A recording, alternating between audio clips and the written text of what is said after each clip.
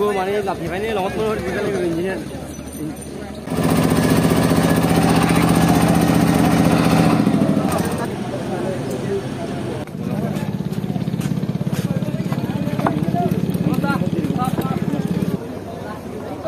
এর তিনটা বাচ্চাগুলো ছোট ছোট মেয়েটা 10 বছর 11 বছর আর কি, মেয়ে বড়, তারপরে ছেলে, তারপরে আরেকটা মেয়ে, একবারে ছোট। আর এর আর্থিক অবস্থা তেমন একটা ভালো না।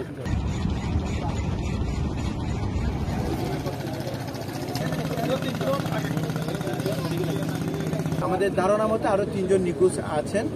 আর পাশাপাশি মেডিকেলে একজন ট্রিটমেন্ট অবস্থায় ছিলেন, আমরা যোগাযোগ করে পাঠাইছিলাম ফাইসাল নামে, উনি গত রাতে মারা গেছেন, ওনার লাশও আছে এখানে।